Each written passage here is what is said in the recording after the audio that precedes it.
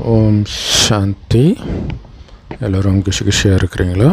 9/6/2025 சாக்கார் முரளி பாப்தாதா சொல்கிறாங்க, இனிமையான குழந்தைகளே, நீங்கள் முழு உலகத்திலும் அமைதிக்கான ராஜ்யத்தை ஸ்தாபனை செய்பவர்கள், பாபாவுக்கு உதவியாளர்கள்.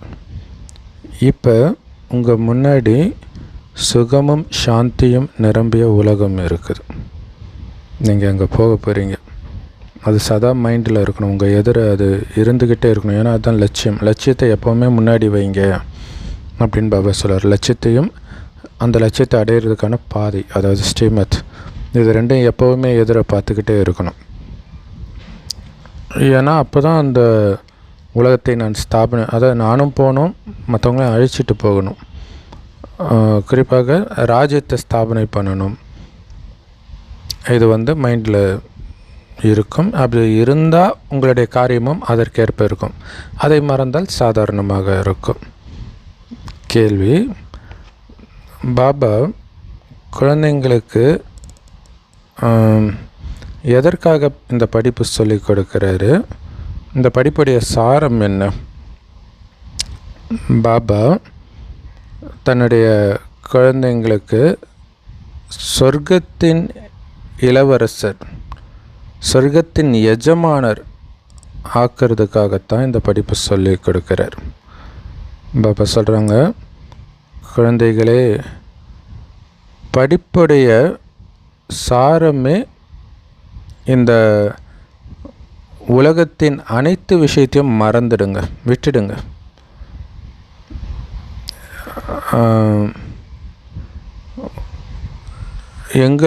எங்ககிட்ட கோடிக்கணக்கில் லட்சக்கணக்கில் பணம் இருக்குதுன்னு புரிஞ்சிக்காதீங்க ஒரு பொழுதும். ஏன்னா எதுவுமே உங்கள் கைக்கு வரப்போகிறதில்ல, இல்லையா? ஸோ இப்போ எல்லாம் பேங்க்கில் தானே இருக்குது. அப்படிலாம் இருந்தாலும் அது உங்கள் கைக்கு வராது, உங்களால் செலவு பண்ண முடியாது. ஸோ அதனால் முயற்சி பண்ணுறதுல கவனம் கொடுங்க, படிப்பு மேலே கவனம் கொடுங்க. அந்த பணத்தின் புகழின் போதையில் இருக்காதீங்க, அதையெல்லாம் மறந்துடுங்க. அது உங்களது இல்லைன்னு நினச்சிக்கோங்கன்ற. ஸோ உலக அழிய போது உங்கள் கையில் வரப்போகிறதில்ல ஒன்று. இன்னொன்று, உங்கள்கிட்ட இருக்கிறதே அபகரிக்கப்படும் பலர் மூலமாக. ஸோ இதையெல்லாம் புரிஞ்சுக்கணும். அதனால் அது பின்னாடி போகாதீங்க. ஸோ மறைமுகமாக பாபா சொல்கிறது என்னென்னா, இழப்பதற்கும் நீங்கள் தயாராக இருக்கணும். உங்கள் கையில் வராதுன்னா அப்படியும் ஒரு அர்த்தம் வருது, இல்லையா? திரும்புகிற பக்கம்னா சொத்து பிரச்சனை, துரோகம், இதெல்லாம் நம்ம பார்த்துட்டு தான் இருக்கிறோம். ஸோ சொர்க்கம் தான் சுகம் நிரம்பிய உலகம், அதுலேயே சிந்தனை இருக்கட்டும். அங்கே நான் போக போகிறேன்றதை தான் உங்கள் போதைக்கு கொடுக்கணுமே தவிர, இங்கே நீங்கள் எவ்வளோ பெரிய கோடீஸ்வரனாக இருந்தாலும் அதை வைத்து உங்களுக்கு போதை இருந்துச்சுன்னா நீங்கள் மாட்டிக்குவீங்க. இங்கே துக்கம் வரும். இன்னொன்று, சொர்க்கத்தின் போதை உங்களுக்கு வராமல் போயிடும். பாடல் கடைசியில் அந்த நாளும் வந்துடுச்சு. ஓம் சாந்தி. குழந்தைங்க பாட்டை கேட்டீங்க. கடைசியில் உலகத்தின் மீது அமைதிக்கான நேரம் வந்துவிட்டது, இல்லை? எந்த அமைதிக்காக தேடினாங்களோ அந்த நேரம் வந்துடுச்சு.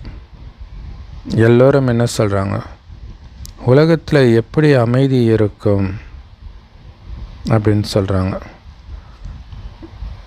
பிறகு யாராவது சரியான வழி அமைதிக்காக சொல்லிட்டாங்கன்னா அவங்களுக்கு பரிசு கொடுக்குறாங்க. அமைதிக்கான நோபல் பரிசு கொடுக்குறாங்க. நேரு கூட அந்த மாதிரி ஒரு வழி சொல்லியிருந்தார், பரிசும் வாங்கியிருப்பார். ஆனால் ஒன்றும் அமைதி வந்தபாடு இல்லையே. சும்மா வழி மட்டும் ஆளுக்கு ஒன்று சொல்லிட்டு போயிடுறாங்க. அப்படி மனிதர்கள் அதற்கான வழியை சொல்லிட முடியுமா என்ன?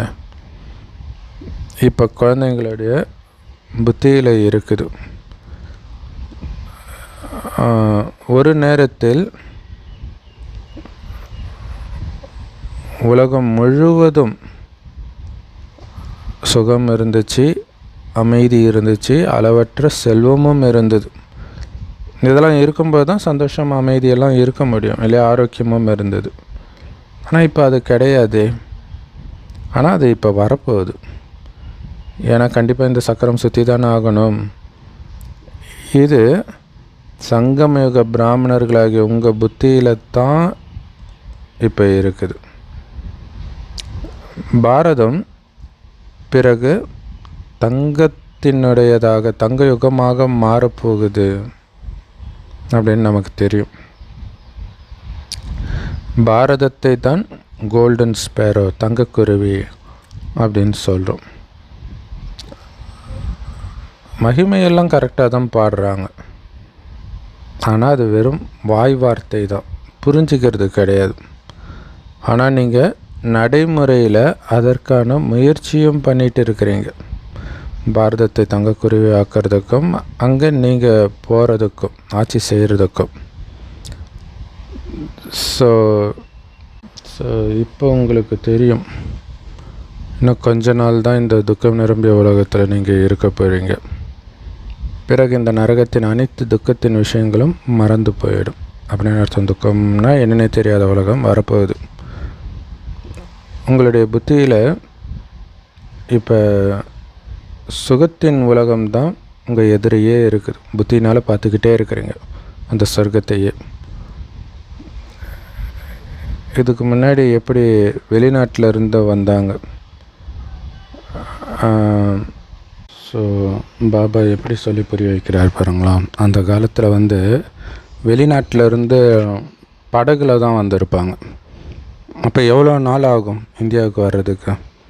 இல்லை, ரொம்ப நாள் ஆகும். இதுக்கே அந்தமான் சென்னையிலேருந்து போகிறதுக்கு 21 நாளோ 1 மாதமோ ஆகும்னுவாங்க ஷிப்பில் போகிறதுக்கு. ஏரோப்ளேனில் போனால் 2 மணி நேரம் 4 மணி நேரத்தில் போயிடுவாங்க. அரை மணி நேரத்தில் போயிடுவாங்கன்னு நினைக்கிறேன். ஸோ அப்போ அவங்களுக்கு இன்னும் கொஞ்ச நாள் தான் போயிடுவோம், அந்த இடத்துக்கு போயிடுவோம் அப்படின்னு கப்பலில் வரும்போது தோணி இருக்கும் இல்லையா.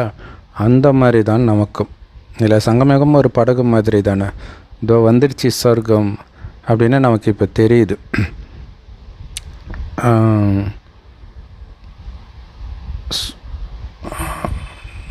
இப்போ ஏரோப்ளேனில் ரொம்ப சீக்கிரமாக வந்துடுறாங்க. அப்போ டைம் எடுக்குன்றார் பாபா.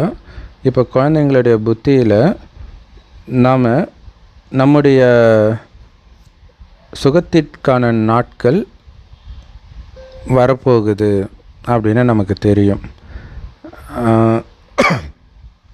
ஸோ அதற்காகத்தான் நாம் இப்போ முயற்சி பண்ணிகிட்டு இருக்கிறோம். ஸோ முயற்சியும் எப்படி பண்ணுறது ஈஸியாக அப்படிங்கிறத பாபா நிறையவே புரிய வச்சிருக்கிறார். நாடகத்தின்படி முந்தைய கல்பத்தின் மாதிரியே இப்போ இது நிச்சயிக்கப்பட்டிருக்குது இல்லையா. சொர்க்கம் வந்தே தீரும், நீங்கள் சொர்க்கத்தை அடைந்தே தீருவீர்கள்.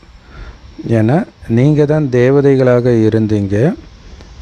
தேவதைகளுக்கு எத்தனை அதிகத்திலும் அதிகமாக கோயில் கட்டிக்கிட்டே இருக்கிறாங்க பாருங்கள். இந்த கோயில்கள் போன்றவைகள்லாம் கட்டி என்ன பண்ண போகிறாங்க இல்லை. ஏன்னா உலகம் அழிய போகுது, கொஞ்ச நேரம்தான் இருக்குது. ஆனால் அதுக்கு எவ்வளோ கோடி கணக்கில் செலவு பண்ணி கோயிலெல்லாம் கட்டுறாங்க இல்லையா. அதை மக்கள் இன்றைக்கி பயங்கரமாக வறுமையில் வாடுறது, விலைவாசி ஏறுறதெல்லாம் பார்க்குறோம். ஸோ இந்த பக்கம் திருப்பி விட்டால் மக்கள் கொஞ்சம் நிம்மதியாவது இருப்பாங்க. ஆனால் என்ன பண்ணுறது, நாடகத்தில் அது பதிவாகி இருக்குது. ஸோ இன்னும் ஏதோ பல வருடங்கள் இன்னும் உலகம் இருக்கும் அப்படின்னு புரிஞ்சுக்கிறாங்க. ஆயிரக்கணக்கான வருடங்கள் இருக்கும்னு, லட்சக்கணக்கான வருடங்கள் இருக்குன்னே புரிஞ்சுக்கிறாங்க. ஆனால் இந்த ஞானத்தின் அதிகாரிகளாக இப்போ குழந்தைங்க நீங்கள் தான் இருக்கிறீங்க. உங்களால் சொல்ல முடியும், பரம்பிதா பரமாத்மா சர்வசக்திவான் ஆல்மைட்டி அத்தாரிட்டி, இதை அனைத்து சக்திகள் நிரம்பியவர் பரமாத்மா தான் அப்படின்னு நீங்கள் சொல்ல முடியும். இப்போ நீங்கள் தான் இந்த ஞானத்தின் அத்தாரிட்டியாக ஆகியிருக்கிறீங்க. அவங்க பக்தியின் அத்தாரிட்டி. ஸோ தந்தைக்கு தான் ஆல்மைட்டி அத்தாரிட்டி அப்படின்னு சொல்கிறோம். குழந்தைங்க வரிசைக்கிரமமான முயற்சியின்படி நீங்களும் மாஸ்டர் சர்வசக்திவானா ஆகிட்டு இருக்கிறீங்க. உங்களுக்கு இந்த சிருஷ்டியுடைய முதல் இடைக்கடை பற்றிய ஞானம் இருக்குது. நாம் இப்போ பாபா கிட்டேருந்து ஆஸ்தி அடையிறதுக்காக முயற்சி பண்ணிகிட்டு இருக்கிறோன்னு நமக்கு தெரியும். யார் பக்தியின் அத்தாரிட்டியாக இருக்கிறாங்களோ அவங்க எல்லாம் பக்தியைத்தான் மற்றவர்களுக்கு சொல்லி கொடுத்துட்டு இருப்பாங்க. ஆனால் நீங்களும் ஞானத்தின் அத்தாரிட்டி. அப்போ நீங்கள் ஞானத்தைத்தானே சொல்லிட்டு இருக்கிறீங்க. சத்தியுகத்தில் பக்தியே இருக்காது. ஒரு பூஜாரி கூட அங்கே இருக்க மாட்டாங்க. ஏன்னா எல்லாருமே பூஜைக்குரியவர்களாகவே இருப்பார்கள். அரை கல்பம் பூஜைக்குரியவர்களாக இருப்பாங்க, அடுத்த அரை கல்பம் பூஜாரி ஆகிடுறாங்க. பாரதவாசிகளுக்காகத்தான் அந்த பாரதவாசிகள் பூஜைக்குரியவர்களாக இருந்தாங்கன்னா அப்போ அது என்னவாக இருக்கும்? சொர்க்கமாகத்தான் இருந்திருக்கும். இப்போ பாரதம் பூஜாரி நரகமாக இருக்குது. பாரதமே பூஜாரி ஆயிடுச்சு. பாரதமே பூஜைக்குரியவராக இருந்தது, அப்போ அது சொர்க்கமாக இருந்தது. ஸோ இப்போ குழந்தைங்க நடைமுறையில் அப்படி பூஜைக்குரியவராக உங்களை மாற்றிக்கிட்டு இருக்கிறீங்க. வசிக்கிரமமான முயற்சியின்படி எல்லோருக்கும் இதை நீங்கள் புரிய வச்சுக்கிட்டே இருக்கிறீங்க. அதே மாதிரி நம்ம பிராமண பரிவாரம் வளர்ச்சி அடைஞ்சிக்கிட்டே இருக்குது. நிறைய பேர் பாபா குழந்தையாக ஆகிக்கிட்டே இருக்கிறாங்க. நாடகத்தில் முதல்ல இருந்தே இது பதிவாகி இருக்குது. ஏற்கனவே பதிவாகி இருக்கிறது தான் நடக்குது. அதனால் உங்களுக்கு கவலையே தேவையில்லை பாபா குழந்தை இன்னும் வளர்ச்சி அடைவாங்களான்ட்டு. ஏன்னா பதிவாகி இருக்குது. நாமளே அப்படி தானே ஆகி இருக்கிறோம். நாடகம் உங்களை முயற்சி செய்ய வச்சிட்டு இருக்குது. நீங்கள் முயற்சி செஞ்சிட்டு இருக்கிறீங்க. நாடகத்தில் நம்மளுடைய பாகம் அழிவற்றதாக இருக்குது. இந்த உலகம் இந்த விஷயங்களெல்லாம் எதுவுமே தெரியாமல் இருக்குது. இந்த உலகத்துக்கு என்ன தெரியும் இல்லையா? நம்முடையது தான் நாடக ஸோ சத்தியுகத்தில் உலக ராஜ்யம் செய்கிற பாகம் நம்முடையது தான் நாடகத்தில் பதிவாகி இருக்குது. ஸோ நாடகத்தில் நம்முடைய பாகம் எப்படி இருக்குது அப்படிங்கிறது யார் சொல்கிறாங்களோ அவங்க தான் புரிஞ்சிக்கவும் செய்வாங்க. இந்த சிருஷ்டி சக்கரம் சுற்றிக்கிட்டே தான் இருக்குது. இந்த உலகத்தின் வரலாறு புவியியல் உங்களை தவிர வேறு யாருக்குமே தெரியாது. உயர்ந்ததிலும் உயர்ந்தவர் யார் அப்படிங்கிற விஷயம் கூட உலகத்தில் உங்களை தவிர வேறு யாருக்குமே தெரியாது. ரிஷி முனிகள் கூட என்ன சொல்லியிருந்தாங்க? எங்களுக்கு இது தெரியாது தெரியாது அப்படின்னு தான் சொல்லிட்டு இருந்தாங்க. இப்போ குழந்தைகளாகிய நீங்கள் தெரிஞ்சுக்கிட்டீங்க. படைப்பவரோ தந்தை, அவர் நமக்கு இந்த ஞானத்தை சொல்லி கொடுத்துட்டு இருக்கிறாருன்னு தெரிஞ்சுக்கிட்டோம். இதுவும் பாபா அடிக்கடி புரிய வச்சிருக்கிறாரு. இங்கே நீங்கள் உட்காந்துட்டு இருக்கும்பொழுது ஆத்மாபிமானி ஆகி உட்காரணும் இல்லையா? ஏன்னா ஆத்மாவுக்கு சொல்லி கொடுக்குறாரு. ஆத்மா தான் அந்த 84 பிறவி சக்கரத்தை சுற்றிட்டு வந்துச்சு. ஸோ அந்த போதை அப்போ தான் வரும். அந்த சக்கரத்தை சுத்த நிகழ்காலத்தில் அந்த மயக்கத்திலேருந்து தெளிவோம் நாம். இந்த கலியுகம் இப்படி இருக்குது, இதில் இருந்தெல்லாம் புத்தி விலகி நான் சொர்க்கத்துக்கு போகிறேன்ற அந்த போதை வரும். ஸோ ஒரு பாபா தான் ராஜயோகத்தை நமக்கு சொல்லி கொடுக்குறாரு. அதேமாரி உலகத்துடைய வரலாறு புவியலை புரிய வைக்கிறார். பாபா சொல்கிறாங்க, நான் உங்களுடைய மனதை படிக்கிறவன் கிடையாது. இல்லை அனைத்தும் அறிந்தவர்னால் உங்கள் மனதில் இருக்கிறது அறிந்தவர், அப்படி அர்த்தம் கிடையாது. இந்த உலகம் எவ்வளோ பெருசாக இருக்குது. இதை என்னத்தை ஒவ்வொருத்தருடைய மனசில் இருக்கிறதையும் படிக்கிறது இல்லை, பைத்தியமாயிட மாட்டோம். எல்லாருடைய மனசில் இருக்கிறதும் கடவுள் படிக்கிறார் அல்லது யாராவது படிக்கிறாருன்னா. ஸோ பாபாவே சொல்கிறார், நான் உண்மையிலே நாடகத்தின் என்ன பதிவாகி இருக்குதோ அதன்படி நான் வருகிறேன், உங்களை தூய்மையாக்கிறதுக்காக வரேன். இதுதான் அவருடைய வேலை. உங்கள் மைண்டில் இருக்கிறதெல்லாம் படிக்கணும் தெரிஞ்சுக்கணுன்றதுனாலே அதுவே வீண் விஷயம் இல்லை. வீண் விஷயத்தை நம்மளே கேட்கக்கூடாது, பார்க்கக்கூடாது, மற்றவங்கள பார்க்கக்கூடாதுன்றார். அப்படி இருக்கும்போது அவர் ஏன் பார்க்க போகிறார்? ஸோ நாடகத்தில் எனக்கு என்ன பாகம் கொடுக்கப்பட்டிருக்குதோ அதை நடிப்பதற்காக நான் வரேன். ஸோ மற்றபடி நான் ஒன்றும் தாட் ரீடர் வேலையெல்லாம் பண்ணுறது கிடையாது.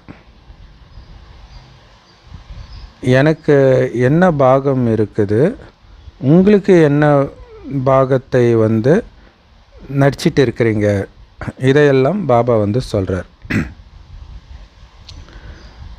நீங்கள் இந்த ஞானத்தை ஏற்றுக்கொண்டு மற்றவர்களுக்கும் இதை புரிய வச்சுட்டு இருக்கிறீங்க. என்னுடைய பாகமே அழுக்காக இருக்கிறவங்கள தூய்மையாக்கிறது தான். இது கூட குழந்தைங்க தான் புரிஞ்சிருக்கிறீங்க. இப்போ உங்களுக்கு இந்த உலகத்துடைய வரலாறு புவியியல் வருடம் தேதி அனுசாரமாக எல்லாமே தெரியும். எப்போ கிருஷ்ணர் பிறக்கிறாரு, எப்போ ராஜ்யம் அடைகிறாரு, 1ஆம் தேதி அடைகிறார். ஆக்சுவலாக அவர் ராஜ்யம் அடைகிற நாள் தான் 1ஆம் தேதி இல்லையா? ஸோ எல்லாமே நமக்கு தெரியுது. உலகத்தில் இதெல்லாம் யாருக்காவது தெரியுமா? உங்களுக்கு பாபா இதையெல்லாம் புரிய வைக்கிறார். பிறகு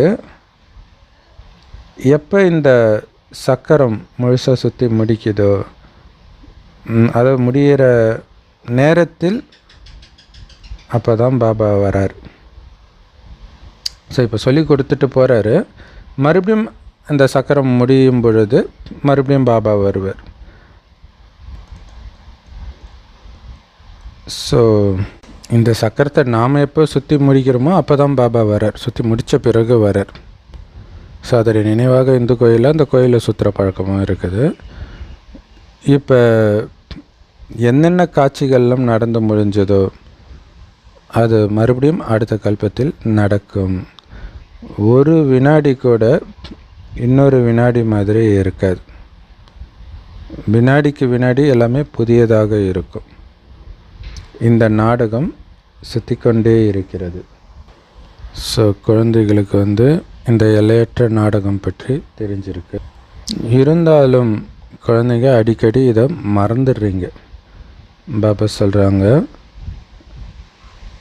இதை மட்டும் நீங்கள் ஞாபகம் வச்சுக்கோங்க, என்னுடையவர் பாபா. பாபா தான் பெரிய டீச்சர், பெரிய குரு எனக்கு. ஸோ இந்த பக்கம்தான் உங்களுடைய புத்தி போகணும் இல்லையா? பாபாவை பற்றிய சிந்தனையிலே இருக்கணும். நாடகத்தை பற்றிய சிந்தனையிலே இருந்தால் அது மறக்காது. அப்படி இல்லைன்னா மற்ற விஷயங்கள் உங்கள் மைண்டுக்குள்ளே இதை மறந்துடுவீங்க. பாபாவுடைய மகிமையை கேட்டு ஆத்மா சந்தோஷம் அடையுது. அப்படிப்பட்ட மகிமைக்குரியவர் எனக்கு அப்பாவா, டீச்சராக, குருவாக இருக்கிறாருன்றது எவ்வளோ பெரிய சந்தோஷம்.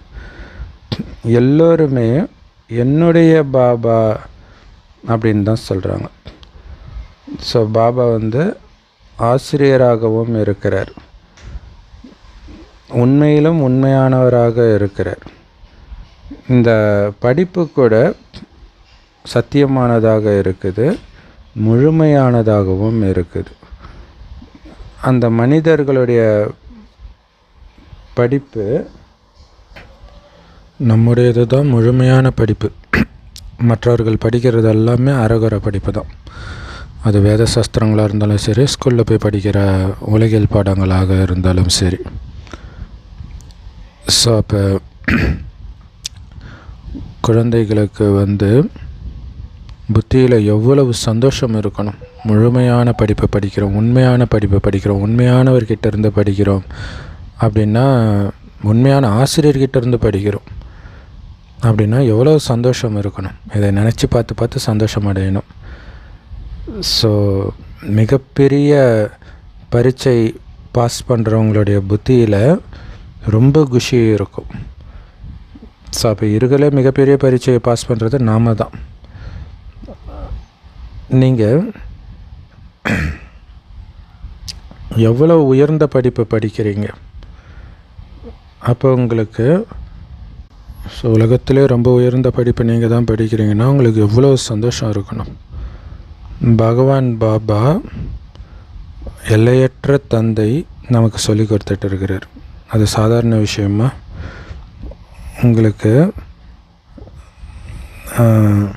இதை நினைத்து பார்க்கும்போது அப்படியே மெய் சிலிர்க்கணும். அதே பாகம், கீதையின் பாகம் முந்தைய கல்பத்தில் நடந்தது திரும்ப நடந்துகிட்டு இருக்குது.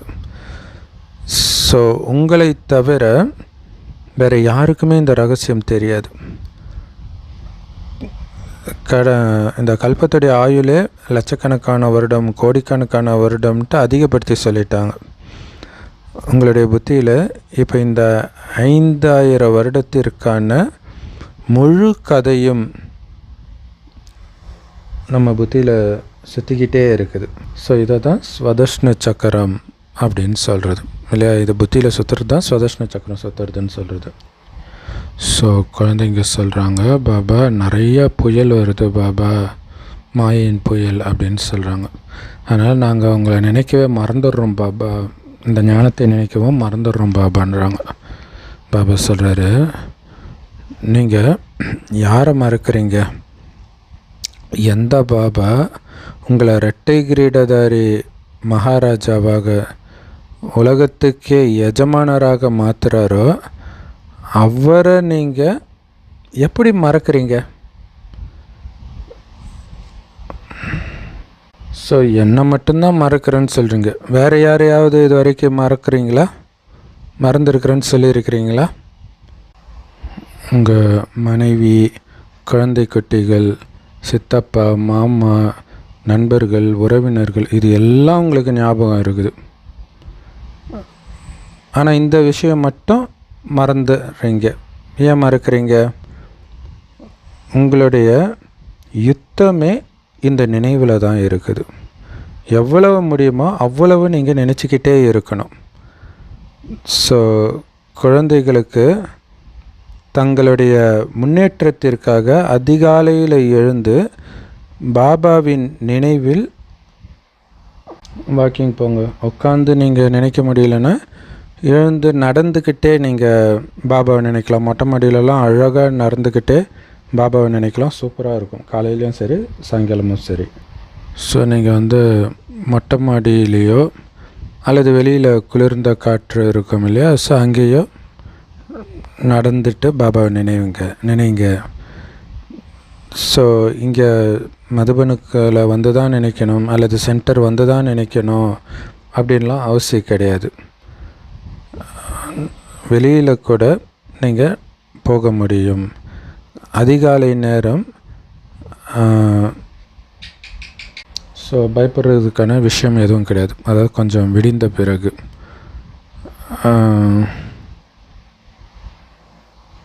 வெளியில் போய் வாக்கிங் போங்க. உங்களுக்குள்ள இந்த விஷயத்தை தான் நீங்கள் பேசிக்கிட்டே இருங்க. பார்க்கலாம் யார் பாபாவை அதிகமாக நினைவு செய்கிறோம் அப்படின்னு உங்களுக்குள்ளே நீங்கள் பேசிக்கோங்க, போட்டி போட்டுக்கோங்க. பிறகு சொல்லுங்கள், எவ்வளோ நேரம் நான் பாபா நினைவில் இருந்தேன் அப்படின்னு சொல்லுங்கள். மற்ற நேரம் நம்முடைய புத்தி எங்கெங்கேயோ போயிடுது. ஸோ இதுக்கு தான் சொல்லப்படுது. ஸோ இப்படி ஒருவருக்கொருவர் பேசிக்கிறதுல தான் நம்முடைய முன்னேற்றம் அடங்கி இருக்குது. ஸோ அதனால் நீங்கள் செக் பண்ணுங்கள், எவ்வளோ நேரம் நான் பாபாவுடைய பாபாவை நினைவு செஞ்சேன் அப்படின்னு நோட் பண்ணிக்கணும். இல்லை நடக்கும்போது எவ்வளோ நேரம் நான் பாபா நினைவில் இருந்தேன் அப்படி நோட் பண்ணும்போது தான் நீங்கள் கவனம் கொடுப்பீங்க. ஸோ கவனத்தை எடுத்துகிட்டு வர்றது தான் இங்கே முக்கியமான விஷயமே, முயற்சியே அதுதான் இல்லையா? ஸோ பிரம்மா பாபா என்னெல்லாம் பயிற்சி பண்ணுறாரோ அதை தான் நமக்கு சொல்லிட்டும் இருக்கிறார். ஸோ அப்படி நீங்கள் பாபா நினைவில் இருந்துக்கிட்டே 1 மணி நேரம் நடந்தால் கூட உங்கள் கால் வலிக்காதுன்றார். நினைவினால் உங்களுடைய பாவங்கள் எவ்வளவு அழிஞ்சு போகுது. சக்கரத்தை நீங்கள் தெரிஞ்சிருக்கிறீங்க. இரவு பகலாக உங்களுடைய புத்தியில் இதே விஷயம்தான் இருக்குது. அதாவது நாம் இப்போ வீட்டுக்கு போகிறோம், அது மைண்டில் இருக்கணும் இல்லையா? அதுவும் எப்போவுமே உங்கள் புத்தியில் இருந்துக்கிட்டே இருக்கணும். நான் வீட்டுக்கு போகிறேன், அதுக்கு ரெடி ஆகணும். ஸோ அந்த வீட்டுக்கு போகிற பயிற்சி பண்ண பண்ண பண்ண பண்ண பண்ண இங்கே இருக்கிற விஷயங்களெல்லாம் மறக்கும்போது ஆனந்தமாக போவீங்க. ஸோ அதுக்காக தான் நீங்கள் முயற்சி பண்ணுறீங்க. ஆனால் கலியுகி மனிதர்களுக்கு பாவம் கொஞ்சம் கூட இது தெரியாது. ஆனால் முக்திக்காக எவ்வளோ பக்தி செய்கிறாங்க, நிறைய வழிமுறைப்படி பக்தி செஞ்சிட்டு இருக்கிறாங்க. ஆனால் பிராமணர்களாகிய உங்களுடையது ஒரே வழி, ஒருவருடைய வழி. ஸோ நாம் பிராமணர்களாக ஆகிறோம். நம்ம எல்லாருடைய வழியும் அந்த ஒரு பாபாவுடைய வழி தான். பிராமணர்கள் எத்தனை பேர் இருந்தாலும் அவங்கவுங்களுக்கு தனி வழி கிடையாது. ஒரு பாபா என்ன சொன்னாரோ அதை தான் ஃபாலோ பண்ணுவோம். ஸோ நம்ம பாபாவுடைய ஸ்ரீமத் மூலமாகத்தான் தேவதைகளாக ஆகிறோம். தேவதைகளுக்கு தனியாக வேறு ஸ்ரீமத் கிடையாது. ஸோ இதை அவர் அவ்யக்த முறையில் கூட சொல்லியிருப்பார். உங்களை லா மேக்கர்னு புரிஞ்சுக்கோங்க. நீங்கள் என்ன எப்படி நடந்துக்கிறீங்களோ இதுதான் பிற்காலத்தில் சட்டமாகுதுன்ற. சத்தியுகத்திலும் சரி கலியுகம் வரைக்குமே. ஸோ இப்போ தான் ஸ்ரீமத்து கிடைக்குது பிராமணர்களுக்கு. பகவானோ நிராகாரராக இருக்கிறார். நாம் ராஜயோகத்தை கற்றுக் கொடுக்கிறோம். சரி, நமக்கு பாபா ராஜயோகத்தை கற்றுக் கொடுக்கிறார். அதன் மூலமாக தான் நாம் ராஜ்ய பாக்கியத்தை அடையிறோம். அதுவும் என்ன மாதிரி ராஜ்ய பாக்கியம், எவ்வளவு உயர்ந்த ராஜ்ய பாக்கியம், உலகத்துக்கே எஜமானராக ஆகிறோம். பக்தி மார்க்கத்தில் வேத சாஸ்திரங்கள் எவ்வளோ இருக்குது, அவ்வளோத்தையும் மக்கள் படிக்கவே முடியாது, அவ்வளோ இருக்குது. நீங்கள் ஒரு மதத்தை எடுத்துக்கிட்டாலே அவ்வளோ விஷயங்கள் இருக்கும். ஆனால் உண்மையிலே உங்களுக்கு பயன்படுறது ஒரே ஒரு கீதை தான். பகவானே இந்த ராஜயோகத்தை கற்றுக் கொடுக்குறார். ஸோ உண்மையான கீதை பாபா சொல்லிக் கொடுக்கறது, அதைத்தான் கீதைன்னு சொல்ல முடியும். பாபா கற்றுக் கொடுக்குற ராஜயோகத்தை தான் இப்போ நாம் பாபா கிட்ட இருந்து படிக்கிறோம். அதன் மூலமாக தான் நாம் சொர்க்கத்தின் ராஜ்ய பதவியை அடைகிறோம். ஸோ இந்த ஞானத்தை யார் படித்தார்களோ அவர்களே அடைந்தார்கள் பதவியை, உயர்ந்த பதவியை. நாடகத்தில் பாகம் இருக்குது இல்லையா? இந்த ஞானத்தை சொல்பவரோ ஞானக்கடல் ஒரே ஒரு தந்தை தான். அவர் நாடக திட்டத்தின்படி கலியுகத்தின் இறுதி மற்றும் சத்தியுகத்தின் ஆரம்பம் இரண்டுக்கும் இடையில் சங்கமத்தில்தான் வருகிறார். ஸோ இதில் எந்த ஒரு விஷயத்திலும் நீங்கள் குழம்ப வேண்டிய அவசியம் கிடையாது. பாபா இந்த பிரம்மா உடலில் நமக்கு சொல்லிக் கொடுக்கிறார். வேறு யாராலையும் இதை சொல்லிக் கொடுக்க முடியாது. இந்த பிரம்மா பாபா கூட இதுக்கு முன்னாடி ஸோ ஒருவேளை இந்த பிரம்மா பாபா கூட வேறு யார்கிட்டையாவது இந்த ஞானத்தை படிச்சிருந்திருந்தால் இன்னும் நிறைய பேர் இதை படிச்சிருந்திருப்பாங்க தானே, அதே குரு கிட்ட. அப்படி வேறு எங்கே வேணாலும் போய் பாருங்கள் இந்த ஞானம் இருக்குதா அப்படின்னு. ஸோ இது எதுக்குன்னா, பிரம்மபாபாவுக்கு தெரியாத ஒன்றே அவர் உடம்புல இருந்து வேற ஒருத்தர் பேசுகிறாரு அப்படிங்கிறதுக்காகத்தான் இதை பாபா சொல்கிறார். அவர் ஒன்றும் வேறு யாருக்கிட்டையும் படித்து சொல்லலை, வேறு எந்த மனிதனுக்கும் இந்த ஞானம் தெரியவும் தெரியாது. ஸோ இந்த குருமார்களையெல்லாம் கூட முன்னேற்றுறதுக்காகத்தான் நான் வந்திருக்கிறேன். இப்போ குழந்தைங்களுக்கு லட்சியம் முன்னாடி இருக்குது, லக்ஷ்மி நாராயணன் ஆகணும் அப்படிங்கிற லட்சியம் இருக்குது. ஸோ நாம் இப்படியே லக்ஷ்மி நாராயணன் மாதிரி ஆகிட்டு இருக்கிறோம். ஸோ இதுதான் நரனிலிருந்து நாராயணன் ஆகக்கூடிய சத்திய நாராயணன் கதை. ஸோ இதைத்தான் பக்தி மார்க்கத்தில் பிறகு இதோடைய மகிமை தான் பாடப்படுது. பக்தி மார்க்கத்தின் பழக்க வழக்கங்கள் நடந்து கொண்டு இருக்குது. இப்போ இந்த ராவண ராஜ்யமும் முடிய போகுது. ஸோ இப்போ நீங்கள் தசரா போன்ற பக்தி மார்க்கத்தின் நிகழ்ச்சியிலெல்லாம் கலந்துக்கிறது கிடையாது. நீங்களும் இவங்க என்ன பண்ணுறாங்க அப்படின்ட்டு புரிய வைக்கிறீங்க. ஸோ இது உண்மையில் குழந்தைங்க விளையாடுற பொம்மை விளையாட்டு மாதிரி ஆயிடுச்சு. பெரிய பெரிய மனிதர்கள்லாம் இதை பார்க்குறதுக்காக போகிறாங்க. ராவணனை எப்படி எரிக்கிறாங்க, அவன் யார் அப்படின்னு யாருக்குமே தெரியாது. ஆனால் பெருசு பெருசாக செஞ்சு எரிச்சிட்டு இருக்கிறாங்க.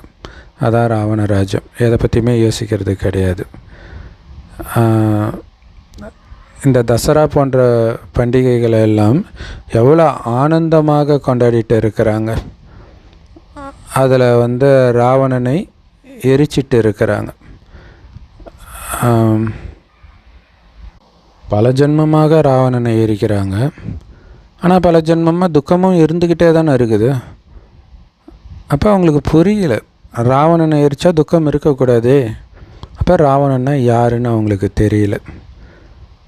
இப்போ நீங்கள் தெரிஞ்சிருக்கிறீங்க. நாம் எவ்வளோ முட்டாளாக இருந்திருக்கிறோம் எவ்வளோ நேரம் அப்படின்னு இப்போ புரிஞ்சுக்கிட்டோம். ராவணன் நம்மளை முட்டாளாக ஆக்கிட்டான். இப்போ பாபா நாங்கள் கண்டிப்பாக லக்ஷ்மி நாராயணனாக ஆவோம் அப்படின்ட்டு பாபா கிட்ட சொல்கிறீங்க.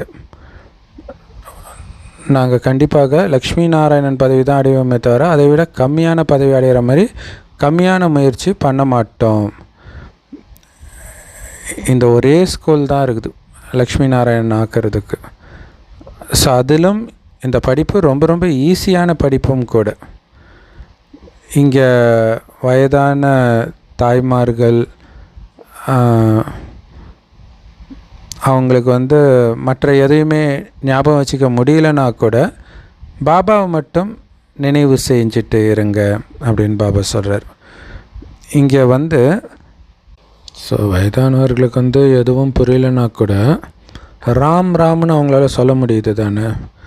ஆனால் பாபா அதை விட ஈஸியாக்கி சொல்கிறார். உங்களை ஆத்மா, நீங்கள் ஆத்மா தானே, ஸோ அப்போ ஆத்மானு புரிஞ்சுக்கோங்க. அடுத்தது பரமாத்மா தந்தையை புள்ளியாக நினைவு செய்யுங்க, அவ்வளோதான். அப்போ உங்களுடைய வாழ்க்கை படகு கரை சேர்ந்துடும், சொர்க்கத்துக்கு போயிடும். ஸோ உங்களுடைய படகு எங்கே போகும்? சாந்தி தாமத்திற்கும் சுகதாமத்திற்கும் போயிடும். ஸோ மற்ற எல்லாத்தையும் மறந்துடுங்க. இந்த ரெண்டு மட்டும் ஞாபகம் இருந்தால் போதும். சாந்தி தாமத்துக்கு போகணும், சுகதாமத்துக்கு போகணும். ஸோ என்னெல்லாம் இது வரைக்கும் கேட்டுருக்கிறீங்களோ படிச்சிருக்கிறீங்களோ அதை அனைத்தையும் மறந்து உங்களை ஆத்மானு புரிஞ்சு பாபாவை நினைவு செய்யுங்க. அப்போ கண்டிப்பாக உங்களுக்கு பாபா கிட்ட இருந்து ஆஸ்தி கிடைச்சிடும். ஸோ பாபாவுடைய நினைவின் மூலமாக மட்டும்தான் பாவம் அழியும். எவ்வளோ ஈஸியான விஷயம் இல்லை? ஜென்ம ஜென்மத்தின் பாவத்தை அழிக்கிறதுக்கு ஜஸ்ட் ஒரு புள்ளியை நினச்சாலே போதும். புருவ மத்தியில் ஜொலிக்கும் நட்சத்திரம் அப்படின்னு சொல்கிறாங்க.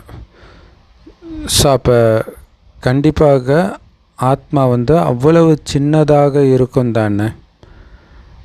ஆனால் டாக்டர்கள் ஆத்மாவை பார்க்குறதுக்கு எவ்வளோ முயற்சி பண்ணுறாங்க. ஆனால் அது அவர்களால் இந்த கண்ணாலேயோ அல்லது ஏதாவது மைக்ரோஸ்கோப் போன்ற எந்திரத்தினாலேயோ பார்க்க முடியாத அளவுக்கு ரொம்ப சின்னது, உலகத்திலே ரொம்ப சின்னது.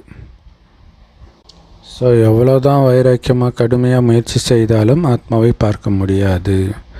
பாபா கூட அதே மாதிரி ஒரு புள்ளி தான். எப்படி நீங்கள் சாதாரணமாக இருக்கிறீங்களோ, நான் கூட அதே மாதிரி சாதாரணமானவராகி உங்களுக்கு படிப்பு சொல்லி கொடுக்குறேன் அப்படின்ட்டு பாபா சொல்கிறார். ஸோ மற்றவர்களுக்கு இவங்களுக்கு பகவான் தான் பாடம் சொல்லி கொடுக்குறாரு, எப்படி சொல்லி கொடுக்குறாரு அப்படிங்கிறது வேறு யாருக்குமே தெரியாது. ஸோ உடல் இல்லாத பாபா சொல்லி கொடுக்கறதுனால தான் யாருக்குமே தெரியல. ஒருவேளை ஸ்ரீகிருஷ்ணர் சொல்லி கொடுக்குறாருன்னு வச்சுக்கலாம், ஒட்டுமொத்த அமெரிக்கா, ஜப்பான் எல்லா மூலையிலிருந்தும் மக்கள் வந்துடுவாங்க. ஏன்னா அவர்கிட்ட அவ்வளவு கவர்ச்சி இருக்கும். ஸ்ரீகிருஷ்ணரோடு எல்லாருக்குமே அன்பு இருக்குது.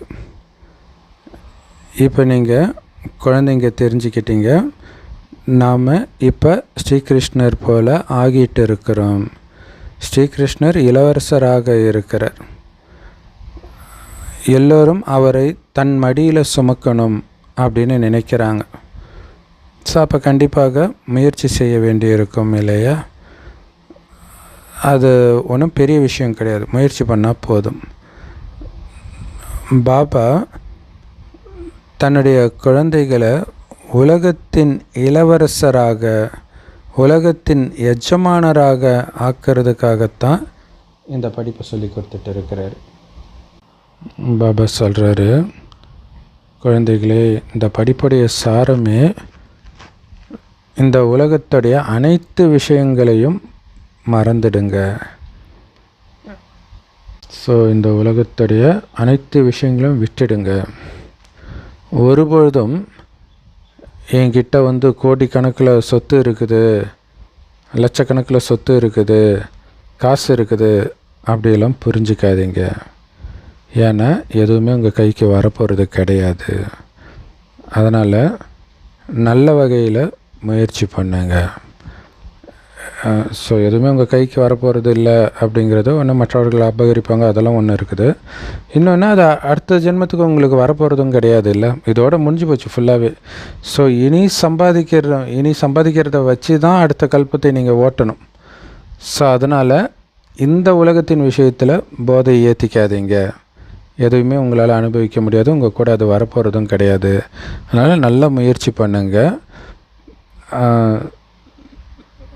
பாபா கிட்ட நீங்கள் வந்திருக்கிறீங்க இல்லையா? பாபா கம்ப்ளைண்ட் பண்ணுறார், 8 மாதமாக நீங்கள் ஞானத்தை எடுக்கிற, ஆனால் எந்த பாபா கிட்ட இருந்து உங்களுக்கு சொர்க்கத்தின் ராஜபாக்கியம் கிடைக்கிதோ அவரை இவ்வளோ நாளாக சந்திக்காமல் இருந்திருக்கிறீங்க. உடனே சொல்கிறாங்க, பாபா இந்தந்த வேலை இருந்துச்சுன்ட்டு. அதுக்கு பாபா சொல்கிறாரு, அரே நீங்கள் ஒரு வேளை இறந்துட்டீங்க அப்படின்னா இங்கே எப்படி வர முடியும்?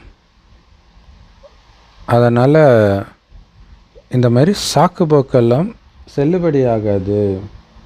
அந்த நேரம் சொல்லுவீங்களா, ஐயோ நான் வேலை இருந்துச்சுன்னு விட்டுட்டேனே, இப்போ திடீர்னு செத்துட்டேனேன்னு சொல்லுவீங்களா? ஸோ பாபா ராஜயோகத்தை கற்றுக் கொடுத்துட்டு இருக்கிறாரு, ஆனால் நீங்கள் கற்றுக்க மாட்டீங்க. யார் அதிக பக்தி செஞ்சு இருப்பாங்களோ அவங்களுக்கு 7 நாள் என்ன, ஒரு வினாடியில் கூட இந்த அம்பு தைக்க முடியும். வினாடியில் ஜீவன் முக்தி அப்படின்னு சொல்கிறாங்களே, அப்படி வினாடியில் அவங்க உலகத்தின் எஜமானராக ஆக முடியும். இது இங்கே அனுபவி உட்கார்ந்துட்டு இருக்கிறார் பிரம்ம பாபா. விநாசத்தை பார்த்தார். சதுர்புஜ ரூபத்தை பார்த்தார். விஷ்ணுவுடைய சதுர்புஜ ரூபத்தை, அதாவது 4 கைகள் கொண்டு விஷ்ணு காட்சி பார்த்தார். அவ்வளோதான். ஒரு செகண்டில் அவருக்கு புரிஞ்சிடுச்சு, ஆஹா நாம் உலகத்துக்கு எஜமானராக ஆகிறோம் அப்படின்ட்டு. ஸோ அப்போ அவருக்கு அனுபவம் இருக்குல்ல, அந்த காட்சி பார்த்த உடனே டக்குன்னு அவர் மாறினாரே. ஸோ அந்த மாதிரி நல்ல பக்தி செய்தவர்களுக்கு ஒரு வினாடியில் கூட இந்த அம்பு தைக்கும்ன்றார். ஸோ அந்தளவுக்கு நம்ம யோக பலத்திலையும் சொல்லணும், அதுவும் ரொம்ப முக்கியம். ஸோ பிரம்மா பாபாவுக்கு காட்சி கிடச்சிது, உற்சாகம் வந்தது, அவ்வளோதான், எல்லாத்தையும் விட்டுட்டார். இங்கே குழந்தைங்களுக்கு பாபா வந்திருக்கிறாரு அப்படின்னு தெரிய வந்துடுச்சு. எதுக்கு வந்திருக்கிறார்? உலகத்தின் ராஜ்யத்தை கொடுப்பதற்காக வந்திருக்கிறார். பாபா கேட்குறாங்க, எப்போ உங்களுக்கு நிச்சய புத்தி ஏற்பட்டது?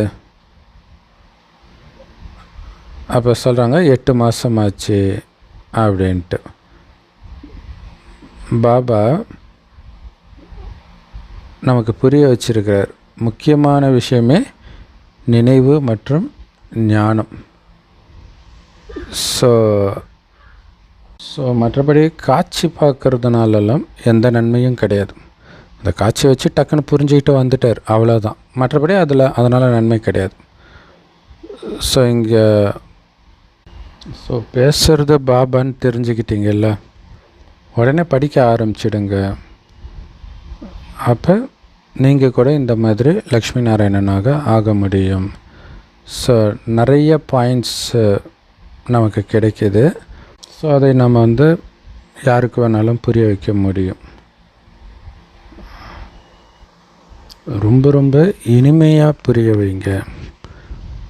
ஸோ எந்த சிவபாபா பதித்த பாவனனாக இருக்கிறாரோ அவர் சொல்கிறாரு, என்னை நினைவு செஞ்சீங்க அப்படின்னா நீங்கள் தூய்மையாகி தூய்மையான உலகத்தின் எஜமானராகிடுவீங்க. ஸோ இதை யுக்தியோடு நீங்கள் புரிய வைக்கணும். காட்ஃபாதர் நம்மை விடுவித்து இனிமையான வீட்டுக்கு அழைச்சிட்டு போகணும் அப்படின்னு நீங்கள் விரும்புகிறீங்க தானே? நல்லது. இப்போ உங்கள் மேலே நிறைய அழுக்கு படிஞ்சு இருக்குது ஆத்மாவில். ஸோ அதை நீக்கிறதுக்காக பாபா சொல்கிறார், என்னை நினைவு பண்ணுங்கள், அந்த பாவங்கள் எல்லாம் நீங்கிடும். நல்லது.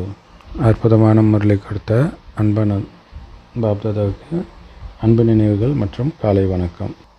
ஸோ பாபா சொல்கிறாங்க, அதிகாலையில் எழுந்து நடந்துக்கிட்டே பாபாவை நினைவு செய்யுங்க.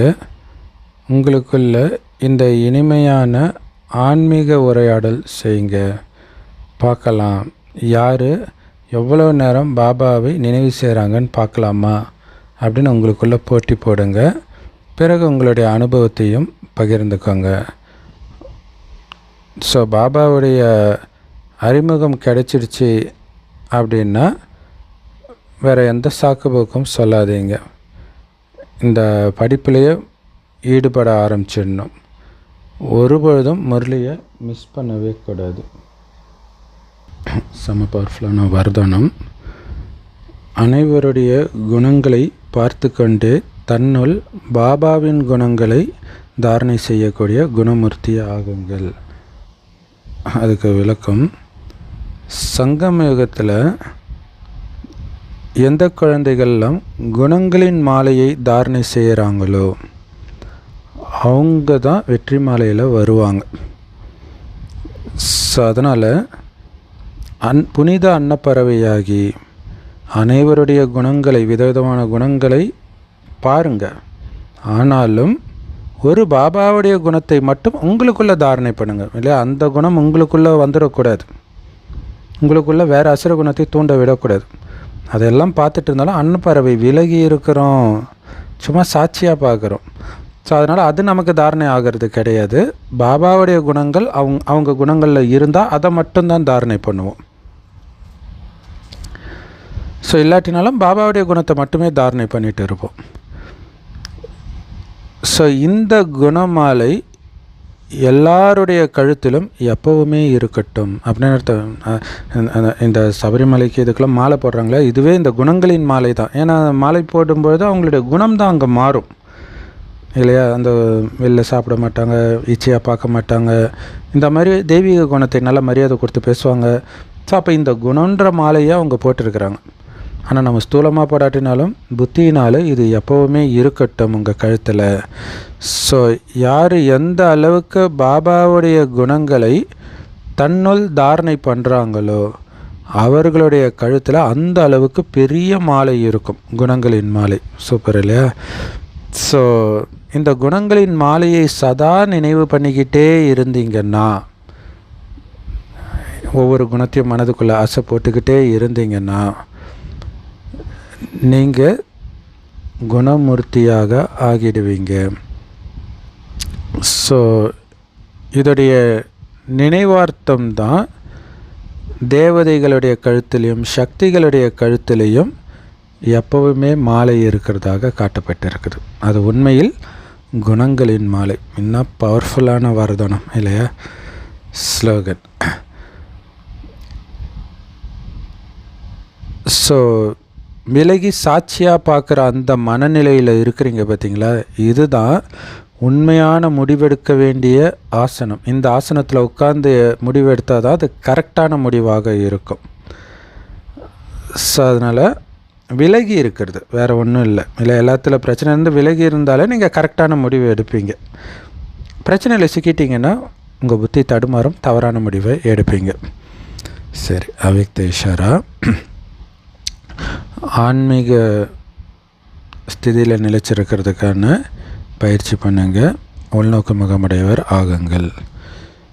ஸோ உள்நோக்கு முகமுடையவர் ஆகி ஒவ்வொரு காரியத்தையும் நீங்கள் செஞ்சீங்கன்னா, உள்நோக்கு முகம்ன்றதும் விலகி சாட்சியாக பார்க்குறதுன்னு வச்சுக்கலாம், ஆத்ம உணர்வில் இருக்கிறதுன்னு வச்சுக்கலாம். மொத்தத்தில் வெளி உலக விஷயத்தில் உங்கள் புத்தி கவனம் செல்லக்கூடாது. அப்படி நீங்கள் காரியம் செஞ்சீங்கன்னா பல தடைகளில் இருந்து நீங்கள் பாதுகாக்கப்படுவீங்க. பல வீண் எண்ணங்கள்ல இருந்தும் நீங்கள் பாதுகாக்கப்படுவீங்க. அது மட்டும் இல்லை, உங்களுக்கு நேரமும் வேஸ்ட் ஆகாது, ரொம்ப மிச்சமாயிடும். ஏன்னா வெளி உலக விஷயத்தை பார்த்துக்கிட்டே இருந்தாலே மனம் அதில் போகிறதுனால கவனச்சிதறல் ஏற்படும். இது நடக்குமா நடக்காதா அதெல்லாம் கிடையாது. பாபா சொல்கிறாரு, நான் கருவி, பாபா நீங்கள் சொல்கிறீங்க நான் செய்கிறேன், அவ்வளோதான். வேறு எதை பற்றியும் கவலைப்படல. ஸோ இதுக்கு ஒரு மிக சிறந்த உதாரணம் வந்து மம்மா எப்போவுமே பாபா வந்து அவரை பார்க்க வர குழந்தைங்களுக்கு வந்து ஏதாவது சாப்பிட்றது கொடுத்து அனுப்புவார். ஸோ அதனால் மம்மா கிட்ட வந்து பால் பாயாசம் செய்ய சொல்கிறார். மம்மா செய்ய ஆரம்பிக்கிறாங்க. ஆனால் அவங்க போகிறோம் பாபா, கிளம்புறோம் அப்படின்றாங்க. அதை ஒருத்தர் பார்த்து வந்து மாமா அவங்க போகிறாங்க மாமா, நீங்கள் இப்போ செஞ்சு எப்போ செய்வீங்க? ஓ அப்படியா அப்படின்ட்டு அவங்க பாட்டுக்கு செஞ்சுக்கிட்டே இருக்கிறாங்க. மாமா கிளம்பிட்டாங்க மாமா அப்பயும் அப்படின்ட்டு அவங்க பாட்டுக்கு பண்ணிகிட்டே இருக்கிறாங்க. பஸ்ஸே ஏறிட்டாங்க மாமான்றாங்க. ஸோ பஸ் ஏறல, பஸ் ஸ்டாண்டுக்கு போயிட்டுருக்குறாங்கன்றாங்க. அப்பயும் அவங்க பாட்டுக்கு பண்ணிகிட்ருக்குறாங்க. பண்ணி முடித்த உடனே பாபா கிட்ட கொடுக்குறாங்க. பாபா அதை கொடுத்து பஸ் ஸ்டாண்டில் போய் கொடுத்துட்டு வர சொல்கிறார். இப்போ என்ன விஷயம்னா, பாபா சொன்னார், நம்ம செய்கிறோம். அது செய்யாமல் தடுக்கிறதுக்கு மற்றவர்கள் மூலமாக இந்த மாதிரி எண்ணங்கள் வருது, அல்லது அவங்களுக்குள்ளேயே கூட வரும். அதையெல்லாம் கட் பண்ணிவிட்டு நான் இந்த காரியத்தை செய்கிறேன் பாபா நினைவில், அவ்வளோதான்.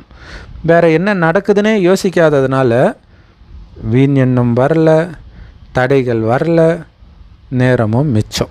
இல்லாட்டினா அதை யோசித்து கடைசியில் பாபா ஒன்று யார் நான் ஒன்று பண்ண வேண்டாம்னு சொன்னேன்னா கேட்டார்னா இல்லை, எதை பற்றியும் கவலைப்படல, அவங்க பாட்டுக்கு பண்ணாங்க. ஸோ அதுதான் அந்தர்முகியாகி உள்நோக்கு முகமுடையவர் ஆகி காரியம் செய்கிறதுனால எப்படி வீண் எண்ணத்துலேருந்து பாதுகாக்கப்படுறோம். இது எல்லா விஷயமும் சின்ன சின்ன லௌகீக விஷயத்துலேருந்து அலௌகிக சேவையிலேருந்து எல்லாத்துக்கும் பொருந்தும்.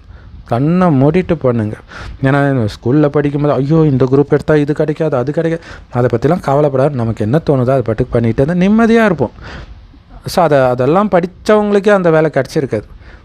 அப்போ எப்படியும் கிடைக்காதுன்னும்போது எதுக்கு அங்கே தேவையில்லாமல் பதறது ஓடுறது இல்லையா? நமக்கு தேவையானது நமக்கு கண்டிப்பாக கிடைக்கும். நாடகம் கொடுக்கும், ஏற்கனவே நிச்சயிக்கப்பட்டிருக்குது. அப்புறம் ஏன் கவலைப்படணும்? ஸோ அதனால் யார் இந்த மாதிரி உள்நோக்கு முகமுடையவராக இருக்கிறாங்களோ அவங்களுடைய நினைவிலும் சக்தி வந்துடும், சக்திசாலியான நினைவாக இருக்கும். அது மட்டும் இல்லை, அவங்களுடைய ஆத்மரூப பார்வை, இந்த ஆன்மீக ரூபத்தில் இருக்கிற அந்த பார்வை சக்திசாலியாக ஆகிடும். அதன் மூலமாக என்ன தடை வர்றதாக இருந்தாலும் அவர்களுக்கு இன்றைக்கி ஏதோ டெஸ்ட் பேப்பர் வருதுன்ற ஃபீலிங்கும் வந்துடும் முன்கூட்டியே. ஸோ எந்த அளவுக்கு சீக்கிரமாக இது தெரிய வருதோ இன்றைக்கி டெஸ்ட் பேப்பர் வரப்போகுதுன்ட்டு, அவங்க ஆல்ரெடி புத்திசாலி இல்லையா, அதனால் வெற்றி அடைஞ்சிடுவாங்க. ஏன்னா சக்திசாலியாக இருப்பாங்க, இன்னும் பவர்ஃபுல்லாக இருக்கணும்னு தோணும் இல்லையா. அதான் மார்கண்டேயன் கெட்டியமாக சிவலிங்கத்தை கட்டி பிடிச்சிக்கிறது. ஸோ அந்த மாதிரி கெட்டியாக பாபாவை பிடிச்சிக்குவாங்க. அப்போ தானாகவே அது போயிடும், அவ்வளோதான். ஸோ உள்நோக்கு முகத்தில் இருக்கிறதுல எவ்வளோ பெரிய நன்மை இருக்குது பாருங்கள், செம பவர்ஃபுல். லவ் யூ பாப் தாதா. தேங்க்யூ பாப் தாதா. குஷிக்கு ஷேருங்க, குளிர்ச்சியாக